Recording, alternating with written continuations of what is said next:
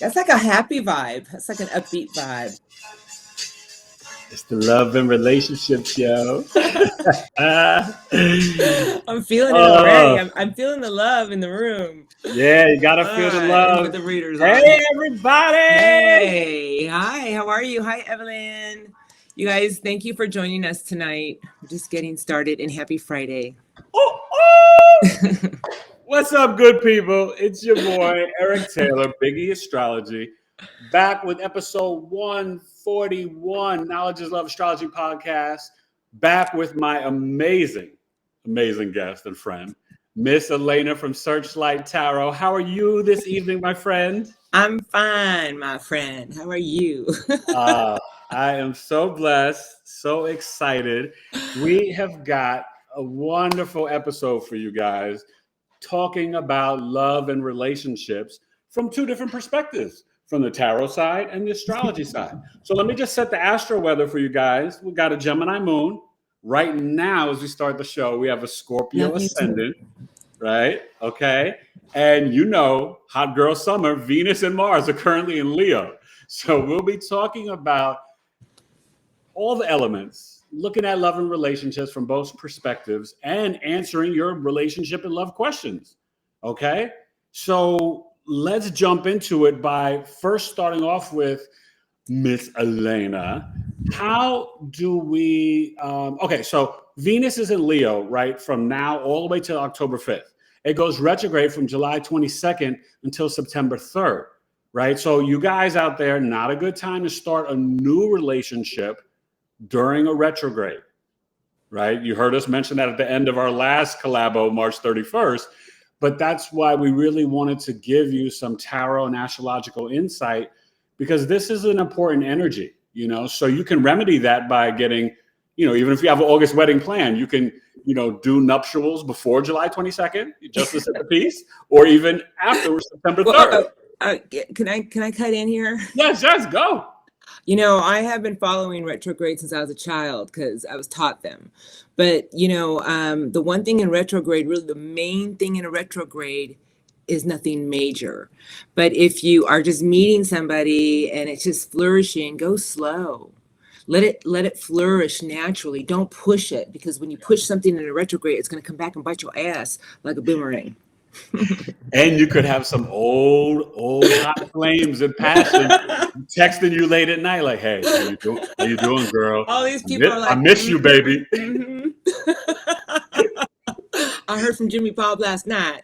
Now listen, it's okay, you guys. It's okay to love during the Mercury retrograde. Just go slow. Yeah. No, definitely go slow. Yes. So I want to find out from you, right, as people come in, and welcome you guys, and we'll get to the chat. But what are the cards? Because, you know, I don't know tarot. What are the cards and the energies that can indicate or show us through tarot love and relationships? Water. So when I do a reading, and I don't really favor love readings, I do them. I've done a lot of personals in my day, and most of them are love, and I get it. I've been there. I've had a hell of a journey through love. But, you know, water, hearts, cups. So whenever you see a lot of cup energy, there's a lot of love energy. But when you see a lot of fire energy, there's a lot of passion between these two souls. Can you show me the card? Because I don't even know. So when you say cups, is it like a certain number, or is it representing? No. Okay. You go from an Ace of Cups to the King of Cups, which is the King of Love, commitment. Oh. The Ace of Cups is new love. The Two of Cups is a union with love. And then we start to have the issues as we go down the road. Oh, so could you see like? Okay, let's take everybody's favorite card. One of my favorite cards, the Five of Cups. This is Scorpio energy. Okay. This is an energy that actually, it's a sad energy. It's somebody who's always dwelling on what went wrong, instead of realizing that there's two cups behind them that want to be filled, but they're always in this old past energy. I call it the junkyard of emotion. It's my terminology on it. I feel that when we get down there, we've all been there. If there's a person on here that I haven't been there, well, yeah, if you haven't lived life, everybody's been here, whether it's with friends, family, lovers. But that's a card of just trying to claw your way out, you know, and that's the 5. So when you get to the 5, we have the 4 before that. Stubborn energy. It's something or someone who just is resistant to offering love. And then the Five of Cups is after that. I think it's because they've been hurt so many times. They're doing it out of stubborn pride. Okay. You don't want me to get going, huh? You don't want me to keep going, do you? Because I can hear. Then we got the Six of Cups, everybody's favorite card. So that's an interesting point. So why is that everyone's favorite card? Are you joking? Six of Cups is a true this is the person.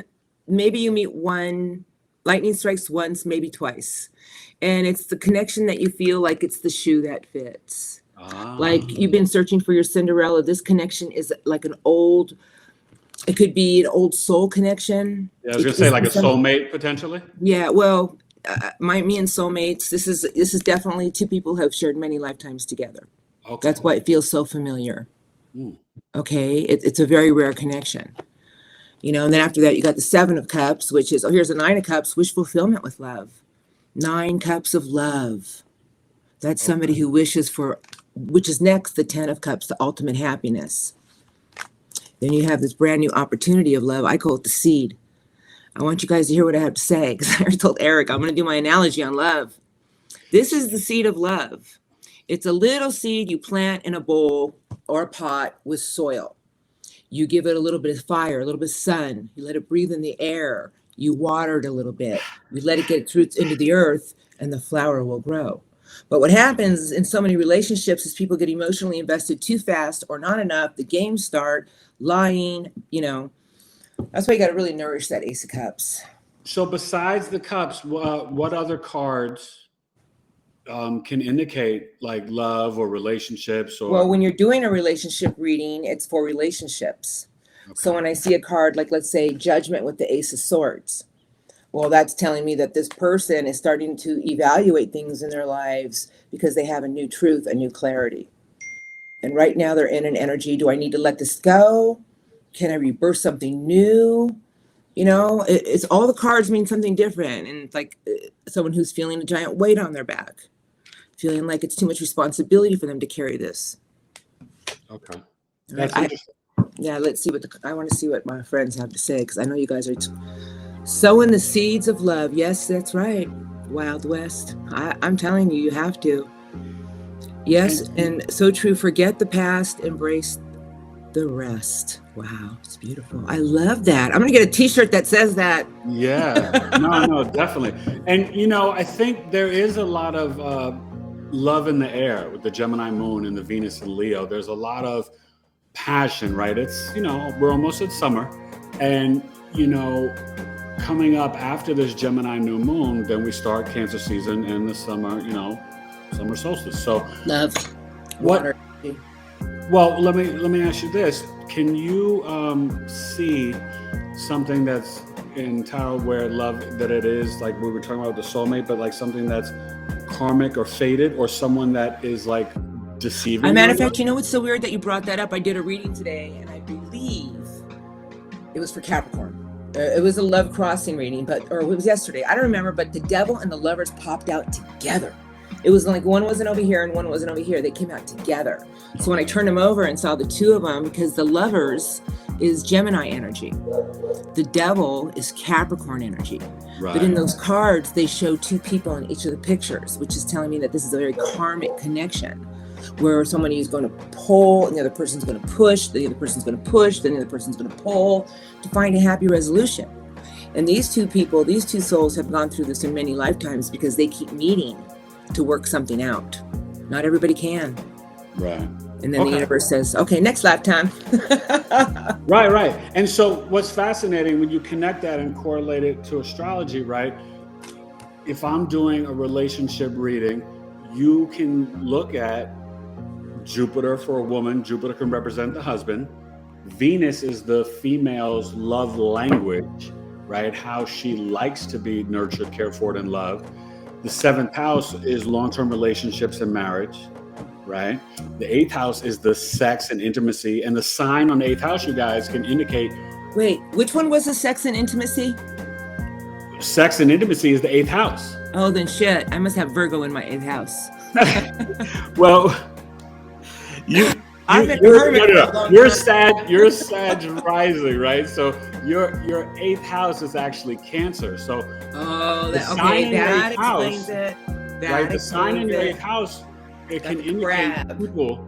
I got the crab around my heart. Right. But it can indicate people that are sexually attracted to you. Oh. And the eighth house is after the marriage, right? Now, let me tell you this. Mars is a man's sex drive. And then for women, Mars is like the boyfriends, the guys you're sexually attracted to, but they're not keepers. Oh yeah, that's about right. Okay. Yeah. And then we have Jupiter's wife in Greek mythology, Juno. Juno is the asteroid for long-term relationships and marriage and, committed love. So it's really fascinating. And then there's, other placements with like South Node and the Moon and Vesta. I don't mean to talk about me, but I'm going to because of my Leo North Node. Well, you're gonna. I know. I want to ask a question. But a lot of Leo people can come into your life, Elena. Leo, Sun, Moon, and Rising. A lot of good friends that are Leos. Now, let me ask. My mother was a double Leo, but let me ask you. Okay. So, since I have so much Aquarius in me, it's very hard for me to get attached to people, isn't it? Because I find that a real challenge for me. Well, yes, because people don't want to really know this. But Aquarius is, you guys are actually super sensitive. So that's why sometimes you like connecting with the groups and social network and collective. Because the one-on-one, if you get your heart destroyed once, then you're going to be hesitant in that committed one-on-one thing again. That's what happens with Aquarius.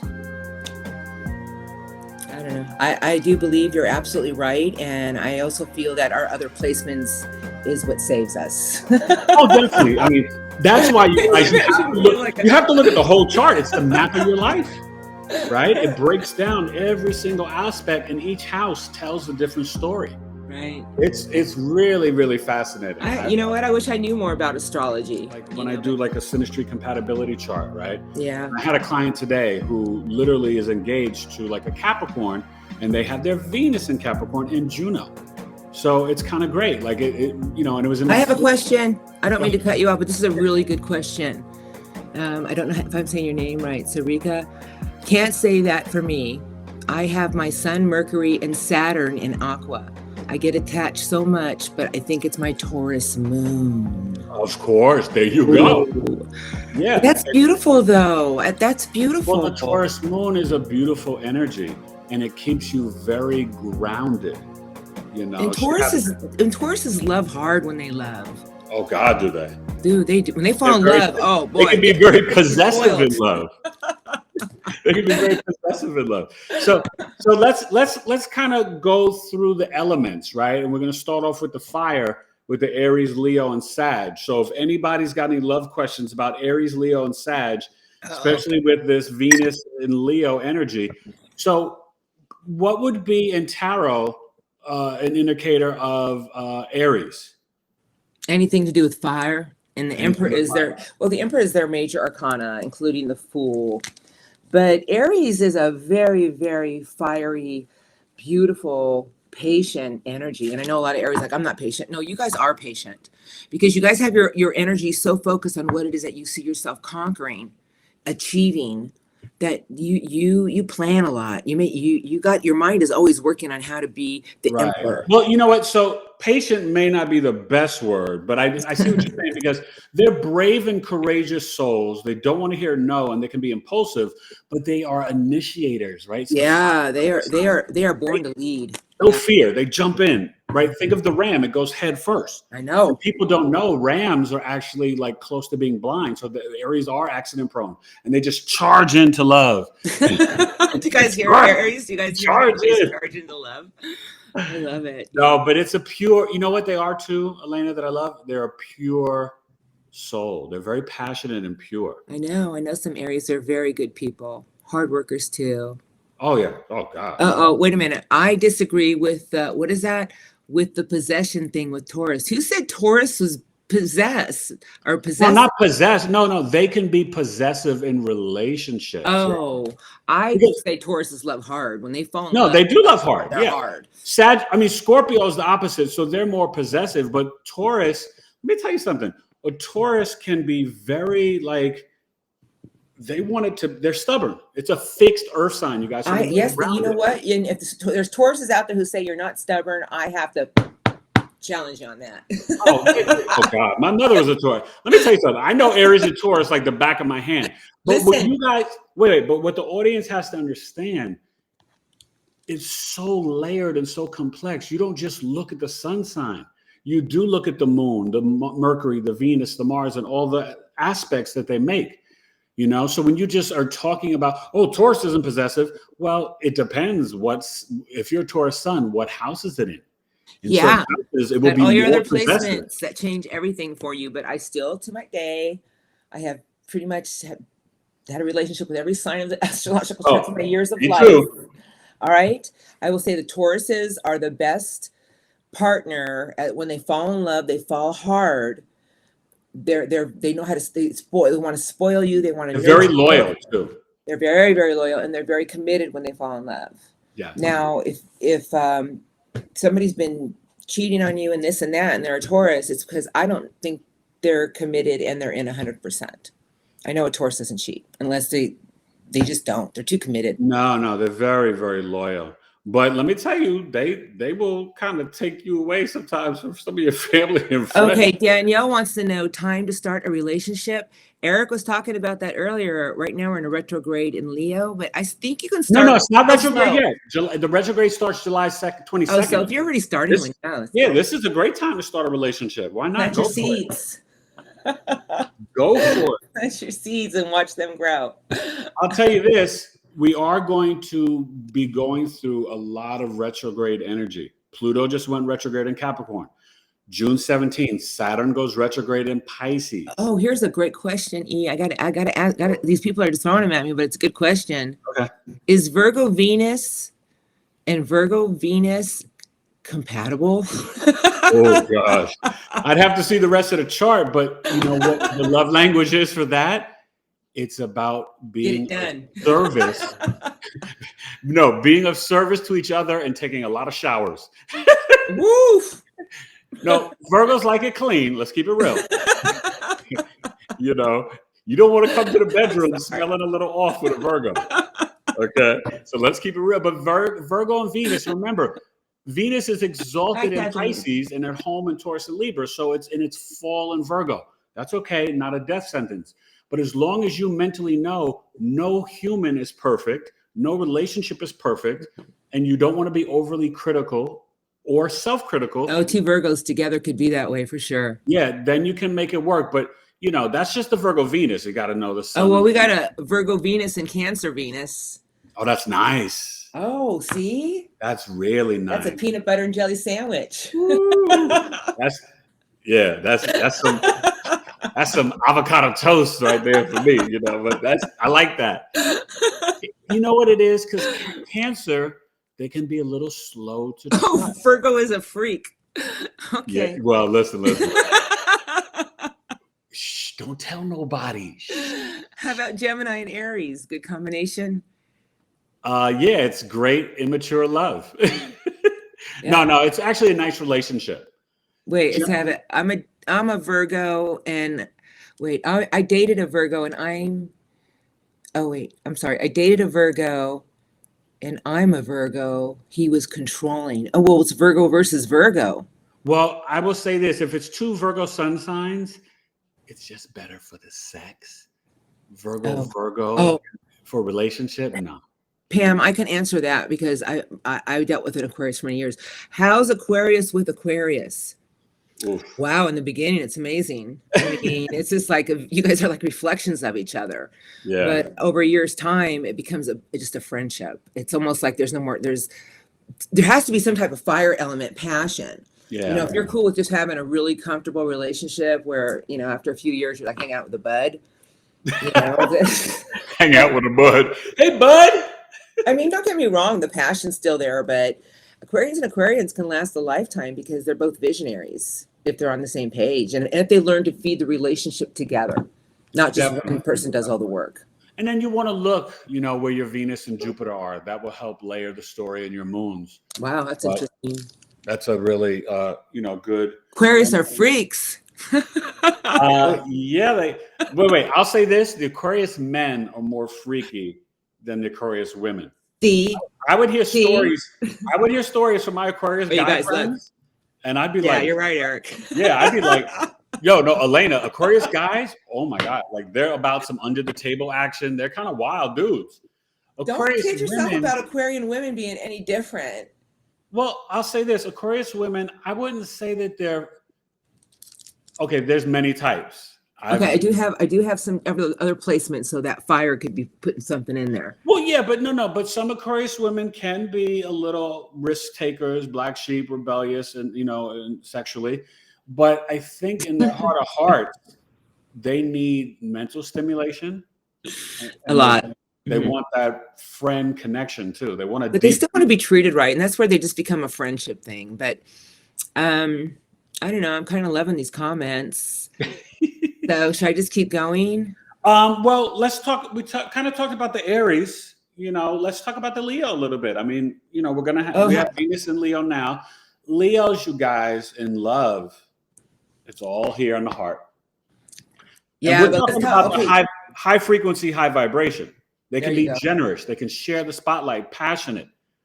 But Leos, they do want you to focus on them, especially Venus and Leo. You better tell them that they're looking good in their outfit. You got to keep petting the kitty. Yeah, you got. It's like Leos need to be stroked a lot. You got to stroke the ego. That's why actually I think two Leos together might be all right if they both are, so they can feed each other that attention and that. Yeah, I like the Leo better with the Aquarius. Really? Because they're both two individuals, but then they spark each other's. That's a nice opposition. Because Aquarians are not into stroking people. That's the problem. No, but they will be entertained by the Leo. And the Leo just wants someone to watch them do their thing. To say the least, you're absolutely right. You know what I mean? So they're like, but you know what? I got to tell you, right? So just so you guys know, the sign before you, right? So I'm a Virgo. So Leos, right? Virgos are to teach Leo's life lessons, and then Virgo should learn from Libra. So Aquarius, you should be teaching life lessons to the Capricorn and then learn life lessons from Pisces. Wow. You know what? That sounds about right. I can learn a lot from Pisces. Yeah. And so when you think about it, so I know I went through a little sweet tooth of dating Leo women, and it was no bueno. But, they're great. They're great. Oh, Leo women, let me say this. They give the warmest hugs, the best hugs. Oh, that speaking from experience? Yeah, no, seriously, Leo's. No, it's where's true. Elana at? Elana. Well, no, she's a Pisces. I know she's a Pisces. But let her know. Does she know you're going around hugging Leo women? Hugs. My wife's a good hugger, but she does have Leo in the fourth house of home, so it works. I'm cutting it right here. I was just pressing your buttons a little bit. Yeah, no, I know. All right, what do we got here? Okay, who else? Anybody have some good questions for me? Any questions about a Leo love or relationship? No, let's switch it up. How about Scorpios? Any Scorpios? Well, no, wait. Let's finish the fire. Let's go. You want fire? Oh, you want fire? Sag, yes. Aquarius. The bachelorette sign. Sag. You want to talk about freaky? That's my best friend's a Sagittarius. Well, I hear her stories. Yeah, did you read that or did you live it? Yeah, no. Sag. Okay, but so secretly, Sag women are really, they won't let you know this, but they're very sensitive. Oh, because you know why? They put in that fire energy. Like, I don't care. It doesn't matter to me. But they are deep down inside, they do deeply care. They're very sweet women, very passionate. The Sag men, they're very sensitive, but they are very, sometimes can be arrogant and domineering. Yeah. And they like freedom. Usually Sag men tend to get married later in life, and the Sag women. Gemini, do you feel that Gemini and Sagittarians are like the perfect match? Not perfect, but very, very good, but not perfect. Not perfect. But, definitely I believe in that theory that opposites do attract. The one opposition that I would say is the hardest is Aries Libra. Because sometimes Libra. Oh, I can see that. Libra does not have the patience. Libras are very patient. No, Libra doesn't have the patience for how Aries is. Oh, right. Aries is too kind of like, I'm doing this, I'm doing that. And Libra's like, but what about we? Libra's wait a minute, there's something out of whack here. Libra's like French. Oui. Parlez-vous français? Oui. So, but all the other oppositions, I find them to really connect. But, and don't get me wrong, I know Libras and Aries that are together and it works, but it is more challenging than the Lilith, other oppositions. Lilith and Sagittarius, isn't that their love energy? Oh, well, Lilith is, it is a primal, it is a sexual energy, but it's also your intuition, your gut instinct. I'm coming, Jenna. So if you got Lilith and Sag is your tribe. You want a bunch of people who pontificate, share their wisdom and philosophies, and love to explore and travel the globe. Okay. Sagittarius and Libra, what's your viewpoint on that? Very nice. Very nice. There you are. Because they both deal with the law. Libra is the scales of justice and the scales of the marketplace. And Sagittarius is the law itself. Beliefs, philosophy, wisdom, higher knowledge, and law. Yeah. What does my black moon Lilith in Scorpio mean? Oh, you got a sixth sense. And you are a soul merger. Oh, I like that. Soul merger. Scorpio is about truth, investigating the mysteries. So when you get with somebody, so people don't understand, right? Gemini and Leo are much more sexual than Scorpio. Scorpio is not sexual, but Scorpio, it's more possessive and it's more one-on-one. But Scorpio, it's the way that they learn somebody is by let's get butt naked. Let's learn each other. Let's not waste time. Listen, Right? but I've been married to 2 Scorpios. I've only been married twice, you guys. So it's just, it's not 8 times yet. So in both Scorpios, I will tell you that they were definitely a mystery to me, I suppose, and it intrigued me even more. Yeah. But they didn't. This is what Scorpios do, and they do it very well. They lure you in. They know how to lure you in. And then when they have you, that's when they become this king of love. Because until they feel they completely have you tied into them. Yes. And that's why it's all about trust. Scorpios are attracted to purity. And Scorpios, for them to even share like a little un poquito, they need to know that they can trust you. It's like a blood oath. I wonder, how is Scorpio and Capricorns to you? Because I'll give you my viewpoint on that. Well fit. I think it's a good fit. It's a great fit. And they can both be very focused on the dollar bills, y'all. Power couple. Scorpio, Capricorn. That is a power couple, Elena. I think it's Scorpio and a Capricorn. Because if you think of the Scorpio, they have the death major arcana. And then if you think of Capricorn, they're the devil. Combine them. This is like a match that can help each other through difficult times in life to help heal and grow. Yes. Mm-hmm. No, that's a beautiful connection. Yeah. And remember, they're both feminine, right? Scorpio is a feminine fixed water sign, and Capricorn's a feminine cardinal earth sign. Okay. But and then together they can conquer the world. Yeah, I think it's a beautiful match too. Yeah. Cancer and Sagittarius. I think that could be a good match. I think they're all good matches, but Sagittarians are fire and they're the wild pony. And the Cancers are all about. So this is actually a challenging match because that is freedom and wants to explore. Yeah. And Cancer's more about safety, security, and home. Mm-hmm. Now, one thing about Cancers that people don't really understand, Cancer is very, very funny. So Cancer and Sag, they connect on the humor because Sag is jovial, expansion, storytellers. And Cancers have great sense of humor. So that's their connection. That could be a beautiful match, actually. Yeah, beautiful with the humor. I love it. But listen, if one of them's not funny, then you got to bounce. All right. Gemini and Aquarius is fiery as well. Well, that's a duo of the wits because Aquarian's the fixed air sign. So Gemini and Aquarius are quick. Yeah. They're like, I worked with so many Geminis and they were going back and forth with me. We just go one-on-one all night long. No, it's a brilliant conversation. Right. But I think sometimes the Gemini Aquarius, the only thing is it's like, who's leading? You know what I mean? Well, the Aquarius. Who's leading and who's going to stop talking? So. Aquarius is the fixed air sign. We're leading. Don't you know that? Oh, I know. Aquarius, you guys, you're tough cookies. But I'm going to tell you something. One thing that's fascinating that now people don't know about this, Aquarius and Virgo have actually a deep connection because they're the only 2 humans in the chart. Libra's the scales and everybody else are animals. You and I are the only 2 human beings. Whoa. I'm the water bearer. I know. You're the old sage man, and Virgo is the woman bringing the wheat and the medicine. So that's what I'm saying. They're the only 2 humans in the chart. So one thing that you guys may know, if any of you out there have been in that situation, Virgo Aquarius actually very much so connect, especially mentally. Yes, no, And- you're right. I have And a very they have friend, good MU. relationships. The only problem is they can create a bubble where they isolate themselves from the rest of the world. I know. It's I like feel Virgo and Aquarius versus the whole globe. So you got to be careful of that. I mean, I experienced that with a couple of Aquarius girlfriends, but the mental stimulation, it was great. All right, you guys. Let's see. Virgo married to a Gemini for 37 years. Oh, Virgo Gemini, I love that. That's nice. Congratulations. Your element. Now let's go second house Taurus, the earth element.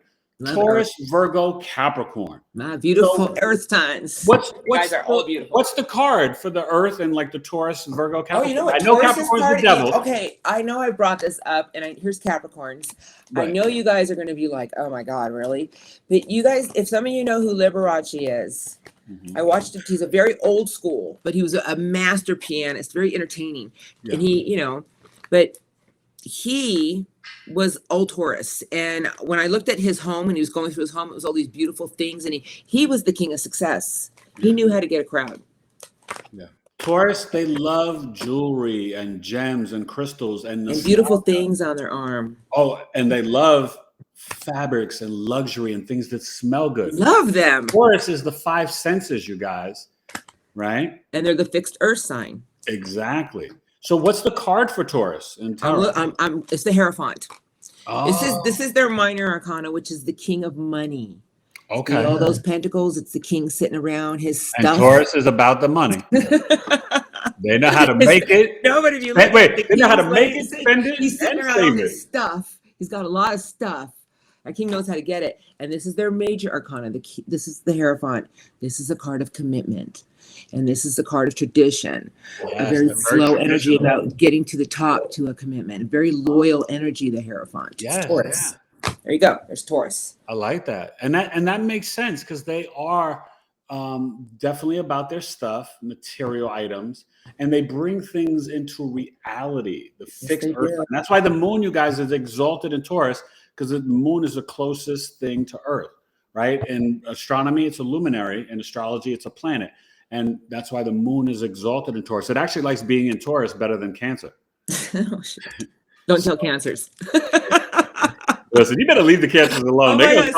Emphas just asked Taurus and Cancer. I would think that would be a good match. Oh, it's a beautiful match. Yeah. Really, really nice. So, okay, so let's go to me. What's the card for the Virgos? And here you go. Are you ready, Eric? Yep. The Hermit soul, the Hermit. Or Hermit. It doesn't sound sexy. Oh, Eric. It doesn't sound sexy at all. What's up with tarot? Why is tarot doing Virgo's that dirty? Tortured soul. I'll tell you, the Hermit can stay gone for a long time, doing a lot of introspection about its life. Yeah. But it's a very evolved energy, meaning that we all have to go into reflection to wonder what's wrong, what's not right, finding our answers. We all have the answers inside our soul. Literally, the light this Hermit to me is holding up is its soul. Because our souls are clean. The spirit are the ones that are roaming the human body. That's when all the ego and desires. That's a gift of Virgo. And this it's a beautiful card. But this is why I tell you guys here all the time. We got a long time though. Well, but listen. Virgo is the best personal assistant that anyone could ever have, because Virgos, when they analyze and assess things, it's without emotion. It's a computer. Like their minds, they can do like 27 things at one time. And then they're just like the working ant. Oh my God, I love Virgos. They're the best people to be around in a job. If they're good, high evolved Virgos. Don't start telling me about the people you work with that are nightmares. Well, let me tell you, the low vibration of Virgos, yeah, they could rob you blind and you wouldn't even know it. Oh, any sign though, in all honesty. Yeah, but no, not the way a Virgo can manipulate. Yes, low vibration. I've seen it. I mean, I think I'm not that way at all, but I've seen low vibrational Virgos, and they can. Well, I've seen low vibrational Aquarians, and they're just a bunch of liars and thieves. You know, and they manipulate really well, and they're just all me. And they're brilliant at it, right? No, that's true. So every sign, like you said, no, every sign, you guys, has the high vibration and the low. This is the high vibrational Virgo. This is the low, upside down. Someone who doesn't do any introspection of their soul. Yeah, and let me tell you, introspection can really help you. This is, I love doing this with my clients, healing the inner child right through your Chiron wound. It's really important. And Virgos, they're good at the introspection. Virgos have to learn to retire from negative self-talk and stop being self-critical, though. Do you hear that, Virgos? Yeah. What about Virgos and Taurus? Great match. Oh, look at that. Yeah. If they work on it that's together. A trine, the easy flow of energy. And Virgos and Taurus, they both look at things in similar ways, but the Taurus is more stubborn, where the Virgo is more like flexible and adaptable. So they balance. They blend. Yeah, they blend. Virgo and Cancer. That's good. Wait a minute. Okay, are you showing a bias here? Is that what I'm sensing? Listen, Cancers, I'm here to defend you tonight. I love you, Cancers. One of my favorite aunts was a Cancer. All right, I'm going to express how I feel about my beautiful Cancers. Now, I've given many readings to Cancers, and I love you, Cancers. But there's a but. All signs have a but. I have a but too. I'm very detached. I don't get too close to anybody. That's my but. Yeah. The Cancers, you guys love so hard and you feel so much and your intuition is screaming at you, but you get in your chariot and then I feel like you maneuver a little bit to the left until you can figure out, is it okay for me to come in? You guys have a very hard time letting somebody in with your heart. And I have done more love readings of people dealing with Cancers than what does the crab do, Elana? What's the crab do? The crab moves sideways. I know. And it's always sideways and they're ruled by the moon. Slow to trust people. So they're kind of keeping one eye this way, one eye that way, and they're putting you on peep. I know. And you're right. They have to learn to put their guard down and soften up their shell. But they have the hard outer shell because they're very sensitive on the inside. I get it. But they are ruled by intuition as well. They're very intuitive, and they have a deep inner knowing, Elana. To trust it. Yes, they have to learn to trust it. Yes. All right, let's go on to Capricorn. So, let's finish the Capricorn. So it's the Devil card, but okay. So I know the high vibration. Capricorn. No, I love Caps. I mean, that's our moon, so we gotta love ourselves. Cap moons are great, but so the high vibration Capricorn, right, is definitely status, achievement, hard work. Oh my God, they're the CEO of the corporations. Yeah, they are their energy of. You guys just worked and changed yourself to a position and knew you were going to get to the top. You are the GOAT, and you get there. And they put in the work. They're not afraid of hard work. They don't stop. They will not stop. So show me though, is it just the upside down of the Devil card? But what's this is low the Devil vibrational energy of the Capricorn? Okay. This is the cross they bear. We all have our major arcanas is our mission. Okay. This is about realizing the things in your life that you've never been chained to, Capricorns. This is things that have lured you in the wrong way. This is something that you came in to be a Capricorn because there were certain lessons your soul had to learn. Your human body spirit is where we're at right now, but your soul is a child inside of you learning as you go through life. You decided before you came into this incarnation, I need to be a Capricorn. I need to experience the Devil card. We've all been through every cycle of life as we develop. You choose your parents. You choose this Capricorn experience, and it's or Aquarius, any of them. Yeah, no. I'm just saying for the Capricorns. Yeah, but yeah, definitely. This and Scorpio to me, and Virgo. Virgo's up there. I say this is my third, but the Devil and Scorpio cards, that's a heavy cross to bear. So when you're a Scorpio and a Capricorn moon rising and Scorpio moon, my sister she's had a lot of struggles with things in her life, and she had to learn to transform. I saw her go through these struggles. It was rough. Well, wait. As you're talking about this, you just mentioned basically me. I'm the Virgo sun, Cap moon, and Scorpio rising. I'm sorry. Okay. It's good. It's good. But you guys, this is what makes me, honestly, a great astrologer and the astrologer for you, because I'm going to research and investigate and probe to get to the truth, to analyze and intuitively break down your chart for you. That is so funny because these two cards, I just cut the deck and they flew out, and it's the Tower with the Four of Wands. So it's like, this is when you were talking about what you do. This is like you tear down faulty structures. You tear down a piece of them that was built on false beliefs or nothing and you tear it down so all new gateways can open to see a new way of life. That's beautiful. That's That was my that was that Gemini. is really powerful, because that's what I want. I want everyone to be the best version of themselves, for Yeah. real. Yep. Because I agree. you guys got to understand, God has given each and every one of us magical gifts, and you just sometimes need a little assistance in learning and identifying them.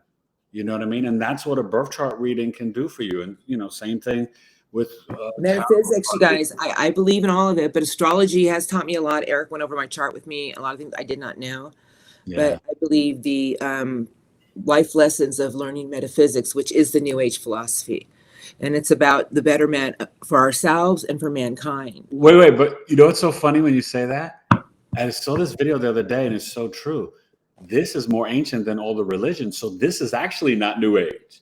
The religions are more New Age. You know what I mean? It's kind of funny when you think about it, but astrology's been around forever, forever, ever, forever, ever.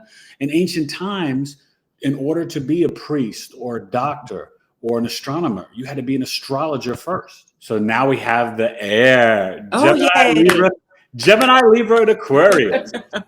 So Gemini season. Gemini's it's up Gemini first. season. The moon's in Gemini. This is your time, Gemini. Geminis. So let me ask you a question.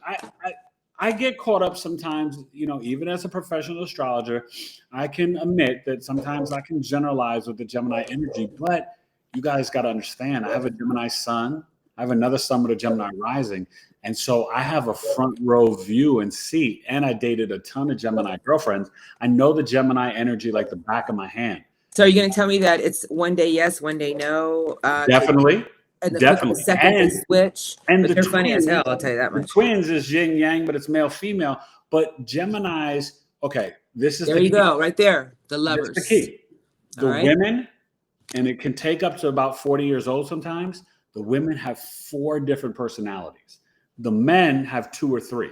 Wow. And they have got to kind of understand and master. But remember, I said it's a masculine, beautiful air sign. So they are not traditionally introspective. So they don't all about good people and correct and fix. They're just like outwardly learning and change, and they can do 50 things at once. They're brilliant. Gemini, yeah. I love you. You're brilliant. Right. But so this is it. This is what I feel. Geminis are the lovers. Okay. Okay. All right. But when I look at see, to me, I have so many different beliefs on the major arcanas for the signs.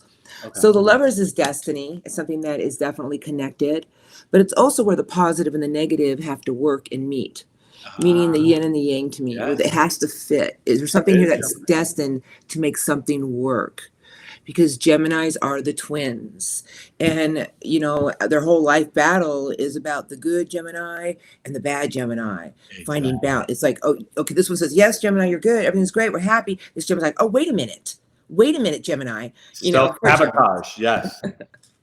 And so that's what I'm saying. They are not naturally introspective, but that's their cross. Good question. Why 4 different personalities for Gemini women and 2 to 3 for Gemini men? Well, it's just my personal research, but I think because women, you guys are, I hate to say it, more intelligent than men. Women mature faster. So, okay, so this is a really dope thing, and it connects to astrology, right? Your Saturn returns around 28 and a half, 29 years old. In the medulla oblongata, the cerebral cortex is still forming, and you're not an adult until, for women, 25 to 28. Men, it's more like 27 to 30, 31. So women are 2 to 3 years ahead of men. But women have all these different attributes that play out. It's like the single woman, the mother woman, you guys are horrible. I am sorry, Eric. Sybil was a Gemini. Yeah. No. And I love Geminis, but I dated one Gemini once. I used to literally watch her eyes. I would watch her eyes turn colors as her mood swings would shift. Listen, we all have a Sybil inside of every sign. I'm sure I've been whatever. My head spun around a few times. So Virgos let me tell you, Virgos have multiple personalities too. It's not just that was funny. I'm sorry. I like a good laugh. But Geminis, it is strong. And let me I would ask if there's any Gemini women on here. I would want them to answer this question honestly. Gemini women tend to like the bad boy, and they like men that are not really available. And I still know a lot of Gemini women who are single and have never been married. And it's really fascinating because they're the Jane of all trades. The Gemini women, they can. Well, look at Marilyn Monroe, and we can go down the line, just an energy of just attracting all the right people when they want it, just that charm. I've seen Gemini. I got to tell you, looking at her mesmerized. birth chart, I think she really, really loved RFK. Who? Connection with JFK. Oh, I believe she did too. Yeah, she was really. Her and RFK had something, way deeper than. And the last husband was Arthur Miller, but I don't know. I think he could have been more like a handler or whatever. I think he was more like a daddy to her. Yeah. Hello, beautiful souls. Hello, the Traveling Blossom. What a pretty name. Oh, I like that name. Hey, you guys, listen. Make sure you like this video and make sure, whether you're watching on Searchlight Tarot or Big Astrology, that you like and subscribe to both of our pages. We appreciate the support and the love, and thank you for coming on. This is great. So let's go to Libra. I love Libras. Cardinal Scales of justice. The scales of justice. Libras are so sweet. I haven't known one mean one. Now I know there's some out there. I know you guys are back. No, there are. But the majority. But the majority are they're supposed to be my best match. And I'll be honest with you, I've never even dated a Libra. I don't like, for Aquarius women, I don't like Libra. I don't see how that would even work. No. I mean, it can't work, you guys. Everything can work. I'm just saying, it just seems like. Of course it can, because it's a trine. It's an easy flow of energy, 2 air signs. But honestly, I've seen that not to be. So this is the thing with Libra. This is their one issue. They like to play the devil's advocate, and they can be sometimes too passive aggressive. Yes, and their scales can tilt one way too much. And remember, they're not balanced. They're seeking balance. Okay? And the truth. But they go through the lens of peace, harmony. And let me tell you, Libras can charm the pants off of anybody, and they know how to make things aesthetically beautiful. They're the best event planners, amazing social workers, wedding planners, therapists. Do I know any Libras when I get married? I want a Libra and a Virgo. Well, yes. And let me tell you, Libras, that's the team I want. They're great interior designers and decorators. An Aries will take charge of the whole. Yeah, I already got it all mapped out now. When I get married again one day. Are you going for a third marriage? Hell no. I'm just joking. Hey, listen, you never know. Love can come in from any angle. We never know what the future holds. Well, I think Gemini could actually be good for you. That's your 7th house of marriage. You never know what's going to come around the corner. I just take one day at a time. So let me tell you this, though. I think, surprisingly, Libras can be good with all the fire signs, even Aries, right? With the Aquarius and Gemini. But Libras, sometimes they can work really well with the Taurus or Pisces. People would say, really? I'm surprised. But remember, Libra's ruled by Venus, and Venus is exalted in Pisces. Then the Empress, too, is very patient. Yeah, so show me. We did the Gemini card. What's the Libra card? I don't know. Right here, Scales of Justice. Okay, but they have another minor arcana that I absolutely love. Actually, it's one of my favorite cards, and I know Libras know what I'm talking about. It's the Queen of Swords. Oh, is that that Queen has her sword up, meaning that Libra. I've heard a lot about that card. That's a Libra card. I didn't know that. That's air energy. That's Libra energy. But that Queen is, I've seen a Libra in that energy of, did you lie to me? And they will evaluate. They will trust their intuition. And if they feel somebody's being dishonest, Libra will use their sword. What? Here she is right here. Here's that big energy all Libras carry, the beautiful Queen of Air. Yeah, no, they don't like it. Okay, let me hear what you have to say. And then if the Queen feels like someone hasn't been trustworthy, out of their life. And I mean, don't get me wrong, Libras will always accept an apology, but they will never trust the same again. So Libras do like a lower back massage. I'm just saying. You guys hear that? Who are dealing with Libra? They like a lower back massage. Low. All right, any questions? Libra and Capricorn. Oh, and they secretly like dirty talk, Elena. Huh? Libras, they seem like so prim and proper, They like dirty talk. Flirtation talk. Yeah, I think so too. And now let's get to you, Aquarius. Show me the card. What's the deal? You guys, why are you guys so brilliant and weird? You know, Aquarians are the star. The star card is actually the card after the Tower Major Arcana. Okay. And that is a card of healing. You know, finding balance again with hope and faith, pouring emotion back into the water. You know, and I just feel that, you know, Aquarians are always about spreading hope. I can't tell you how many people come to me out of the blue, and I don't know why, but I seem to attract everybody with problems. Now, I don't care. I will always spread love and hope. And I always say, everything's going to be okay. Everything's going to, you know, you're going to be all right. This is what Aquarians do. You know, they're always, they're the ear, they're the shoulder you can cry on because they're strong, fixed air signs. I've gotten so much great advice from Aquariuses in my life. And I've always felt that they kind of saw me or got me. You know what I mean? And I think Aquarians, if they have a good communication with somebody, they try to understand.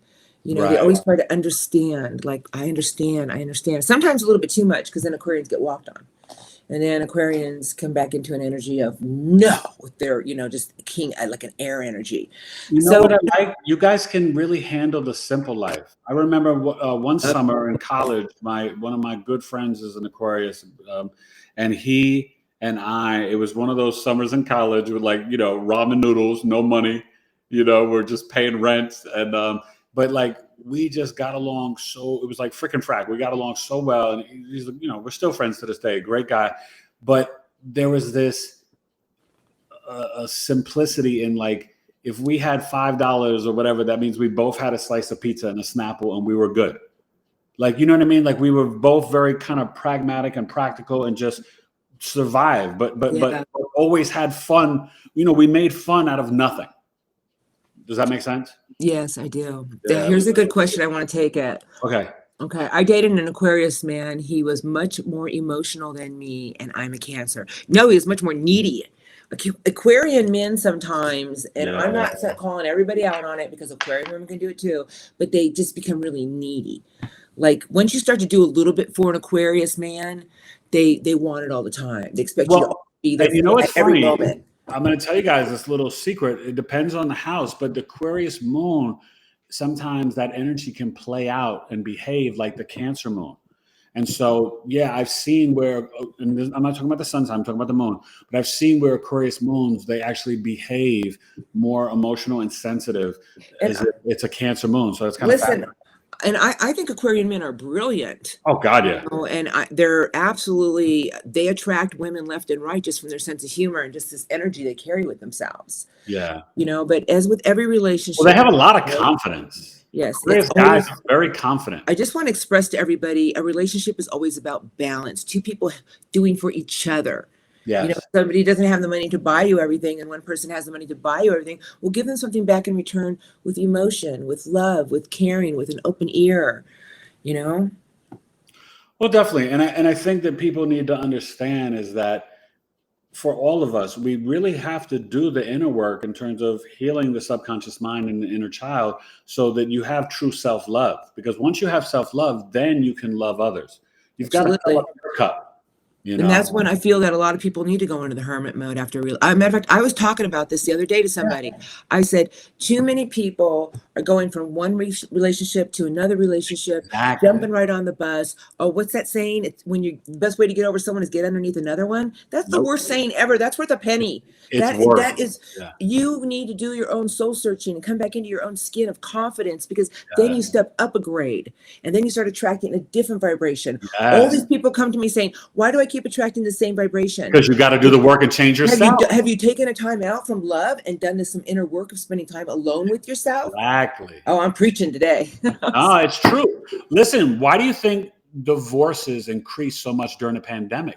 Because a lot of people were avoiding each other in their relationships. And then when they had to sit still and actually be together because they were forced to, and not filling up their lives with these social events and experiences, they realized one-on-one, they didn't have anything in common. They didn't know each other. They couldn't communicate. They didn't like each other. They grew apart.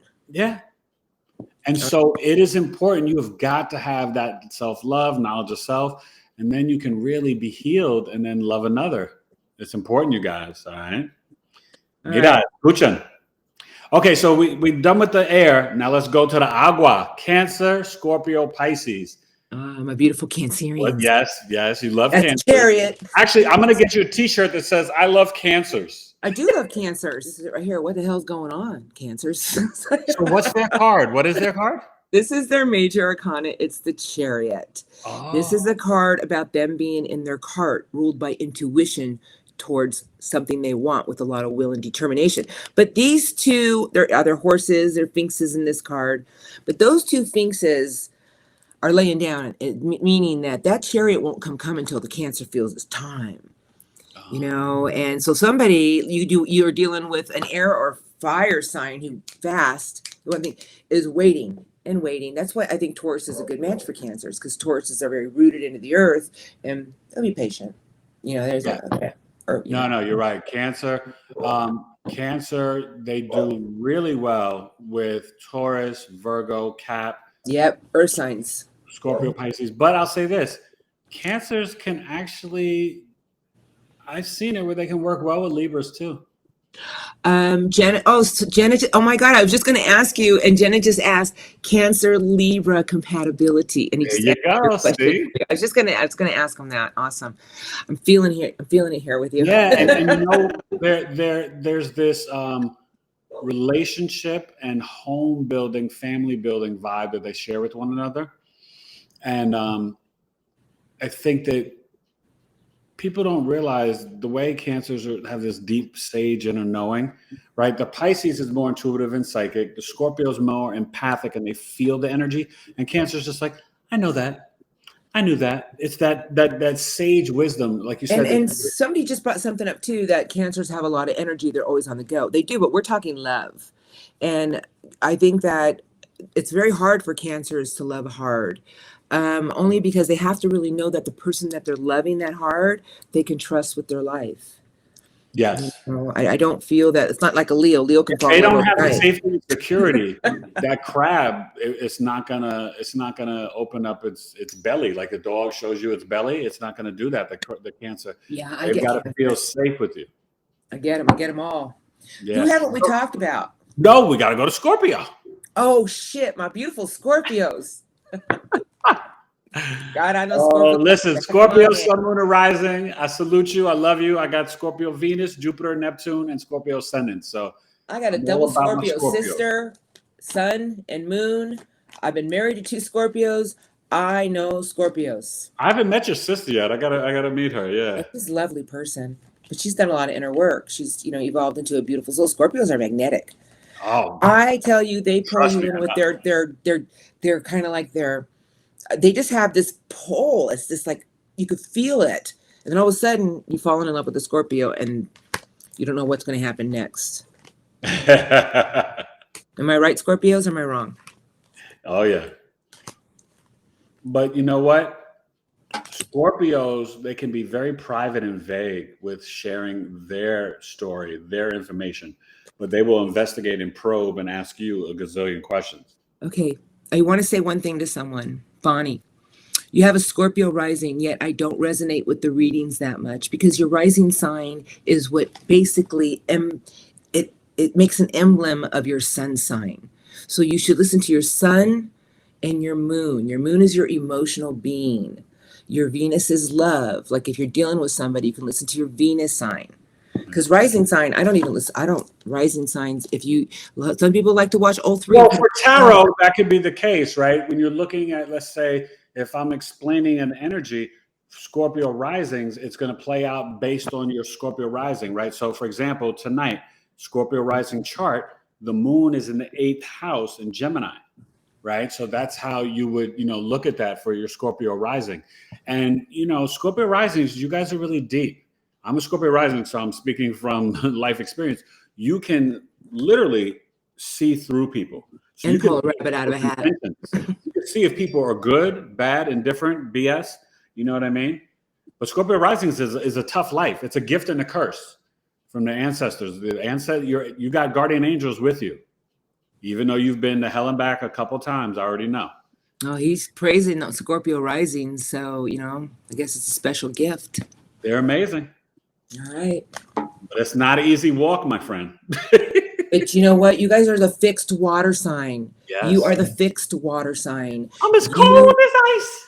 No, fixed meaning that you're so set in your ways, and nobody could. Oh, I started hearing that song. Nobody does it better. Transformation. Nobody does it better than a Scorpio. That's You right. guys have it down. Nobody does it better. You guys are so fixed. You know how to get that cloak off of you. You know, I mean, all the rest of us just suffer through a dark night of the soul. We're like, oh my God, what's going on? Is it going to? Scorpios know that they're going to get over it. Hey, I went through my dark night of the soul, and it's a miracle. I'm still here standing. That's it. Yeah. So, all right. So what? Honey, so what's their card again? Death, transformation. Okay. Listen, no, that's There's nothing light and fluffy with Scorpios. I told you, Scorpio and Cancers have hard crosses the bear, and Virgo is third. But in all honesty, it's a beautiful card because death is a card of transformation. Yes. It's the dark night of the soul to become a new Scorpio. And you know what the Scorpion does? It goes from the Scorpion to the Phoenix Rising, and then the final trilogy is soaring like the eagle. And isn't that magnificent? What's the constellation? Anguilla, the eagle. Yeah. The bird soaring. So that's beautiful. Yeah. Scorpios go through that. I feel that all the fixed signs have something of a strong emblem they have to carry. But you know what? It's what you do best. Nobody does it better than transformation. And you help other people transform too. Now you teach them that everything's going to be okay, and that this is going to pass, and this is going to shed. It's going to be a new you. All right. I'm sorry. I'm done preaching right now. No. That's beautiful, and it's so true. Let's go to the magical. I'm sorry. I do have to show the Scorpio major arcana death. Horse, yeah. The beautiful horse. Okay. The dark knight on the white horse. Wow. I love horses. Flag, Scorpio, waving your flag. I grew up riding horses. I love horses. Stomping over all the things that are they're no longer to shed a new you. Beautiful. So let's get to Pisces. Pisces, the mutable water sign, the two fish going two different directions, ruled by Jupiter and Neptune.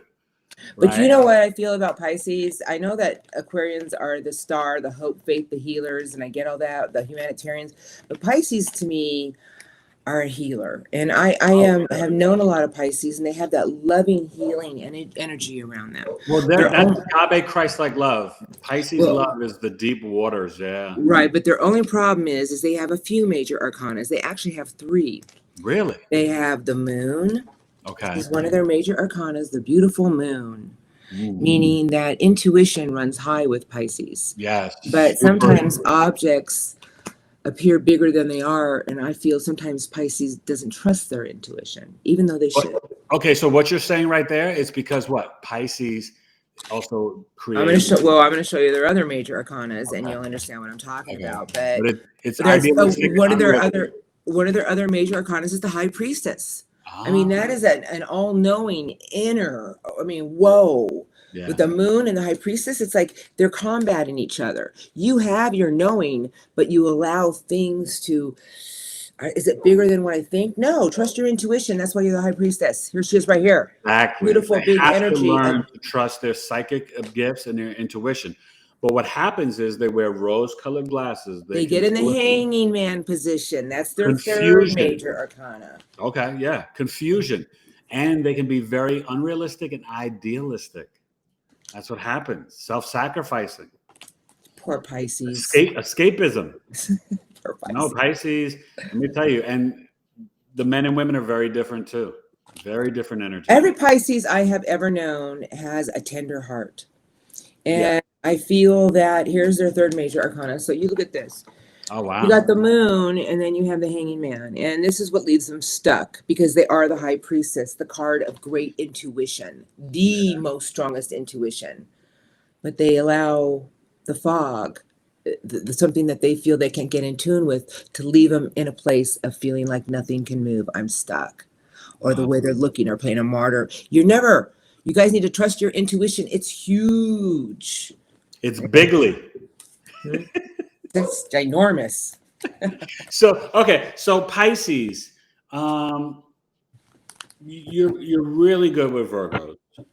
you can definitely do well with Capricorn and You know, Taurus. Virgos and Pisces are a beautiful match, but I will tell you that there's always seems to be some type of problems there. Like the Virgo seems to be so on. I've done a lot of readings in my day. Virgo's always so invested, so trying to make something work here, very inquisitive, asking questions. And I feel that sometimes Pisces tries to avoid it. We'll patch it over with a little bit of, like they don't want to, I feel like they don't want any conflict. And sometimes nothing can be healed unless everything gets thrown on the table. Does that make any sense? Yeah, and I think you got to definitely see what their moon and other placements are, but just in a general sun sign looking at, I could see that. Yeah. I have I'm married to a Pisces, but I've dated Pisces before, and I also have a great cousin, and she's like a sister Pisces. So I know the Pisces energy well, and They're lovers. They're beautiful people. I've always connected well with them because you know what? They show what I was saying, like the book of Ephesians in the Bible, Christ like agape like love. They're very that's why Venus is exalted in Pisces, you guys. It's the highest like vibration of love. Remember, Pisces absorbs all 12 signs. Yeah. You know, so it's really that like the end of the road. Uh-oh. You know, Okay. so Pisces, you guys are beautiful. We love you. Just trust your intuition more. Yeah. You guys are never wrong. Okay, somebody wants to know, what did I miss for Aries? Oh, nothing, Aries. You didn't miss nothing. No. Aries, listen, you're brave and courageous. You're accident prone. You're impulsive, assertive, and aggressive. And you're a pioneering maverick, and you're amazing. You're the emperor. You're the emperor. Yes. And, you know, for love, Aries, you got to be willing to be a little bit more flexible. But you guys are great. Yeah. We both love. Honestly, we're talking about love, and all I'm going to say, because I don't know how long we've been on, but all I want to say about love, you guys, is treat it like a seed. Treat it like, you know, a little flower that you just planted when you meet somebody. Bloop. Yeah, give it a little bit of water, a little bit of love. Give it a little bit of sun, some fire. Give it the air to breathe, and let it get its roots into the earth, and it will flourish. You know, and that's what's unfortunate about love today is people aren't waiting for somebody. Well, people aren't just patient jumping on the anymore. bus. And you know what happens, Elena, too? So many people are looking at their friends, their sister, their brother, their cousins, keeping up with the Joneses. You can't be in a relationship with a woman or man based on what other people think. It's got to be the two people. And tell everybody else to mind their business. That's right. Mind their own damn business. Yeah. Get cousin Lou out of there and your for real. Your friends. That's what destroys so many relationships. And this is what I tell somebody who I just got involved with. I said, listen, if you got an issue with me, talk to me. Yes. Don't talk to other people. Talk to me. Yes. You know, that, and everybody has their 2 cents to throw into a situation. Yeah. No, if you're serious about love and relationships and you know leading to getting to marriage, you have got to keep all the other people. Happy anniversary, Lisa. Oh, I got happy anniversary. 12 years with my Cancer man, and today is our 1 year wedding congrats. anniversary. Happy anniversary. Okay, all I have to say is when two people love each other, it's through communication, honesty, and talking everything out and not talking to other people. That's Other right. people always give bad advice. If you got to keep your friends. Two genuine people find each other and it's new, make a promise to each other, and it's growing and it's going and it's doing good, that the only two people that will talk about this relationship is you two. Yeah. No, and let me tell you, Elena, I help people with, I'm also a relationship coach, and I have a relationship coaching program where I help people with that. And it's really important. You have got to also, sometimes you guys, seek advice from your elders, right? Whether even it's Elena and I or other successful married couples in your family. You have to be willing, right? We can get advice from so many different things, and how do I do this, and how do I change the tire, and how do I do that? But people do not seek the wisdom and advice for love and relationships, and you need it. First of all, never talk to an opinionated person. Somebody who's extremely set in their ways. You need to go to someone who's biased, who's out of the situation, and somebody who's lived a full life with love. Not somebody who is disgruntled with love, and not somebody who is all about jumping on every bus that comes their way, but somebody who's well-grounded. And you need an open mind and an open heart. Right. And when you find that person, that is your confidant when it comes to somebody you need to talk to about love. That was so sweet. That was so sweet. I need one of those court things here. What is it called? You know what I'm You talking need about? the gavel. You Yeah, I need need the to gavel in here. I have spoken. But also you need some Kleenex. Oh, that's beautiful. No, but you know what? Okay, this person asked twice, and I got to do it. Okay, let's get their question. Aquarius Sun, Virgo Moon. Wow, this thing's moving fast. Aquarius, Sun, Virgo, Moon. We already spoke about that. Oh, well, you got your answer. You guys were repeating this. Yeah, well, in terms of Sagittarius and Aquarius. Oh, that is a dynamic combo. But it's a great one. But who's the male? Who's the female? Because there's issues there. Oh, right? Yeah, there's a big difference. Because Aquarius, I mean, listen, Sagittarian women, I'm convinced, even though they're most charming, beautiful, lovely people, they have a very masculine side to them. Meaning not masculine in a bad way, meaning that you guys are the wild pony.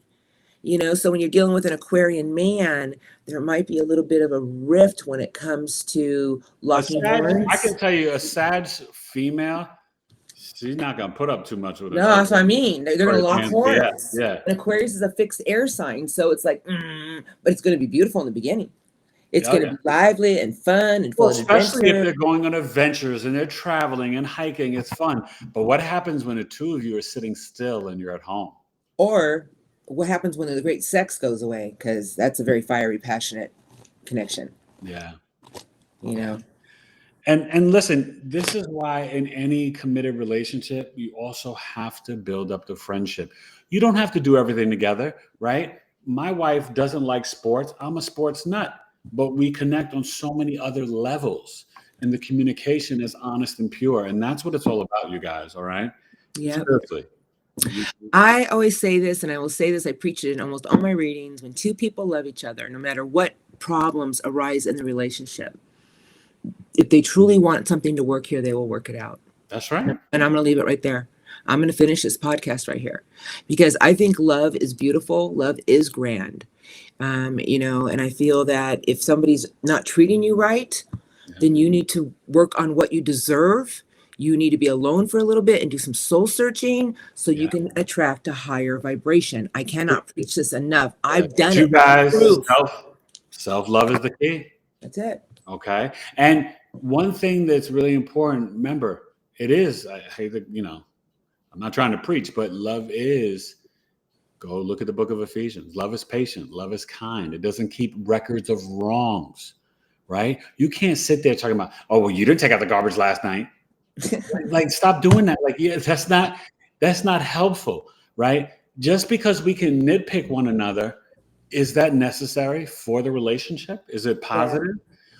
Yeah. You have to be your partner's support system and cheerleader. Right? I'm constantly boosting up my wife. Oh, and by the way, speaking of that, you guys, you're health conscious. You want some organic and vegan body and skincare? Go check out some. Ooh, wait, I got to take this question though. Yeah. It's from Stephanie. Sun Leo, Moon Leo. What when you have both of the same? Sun and Moon in Leo. Wow, that's what my mom was, I believe. She was a double Leo. Leos, listen. She attracted all the right people. Well, listen, you know that you need attention emotionally and you need to express yourself outwardly. I would date an Aries.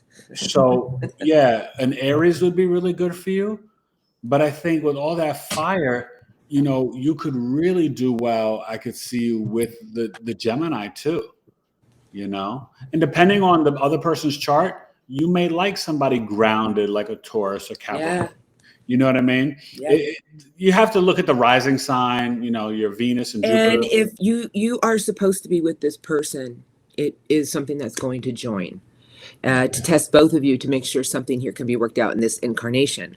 I highly recommend that you do work it out, even if you don't want to be with that person, mend the fence so you don't got to go through another incarnation with them. I'll tell you, but I won't.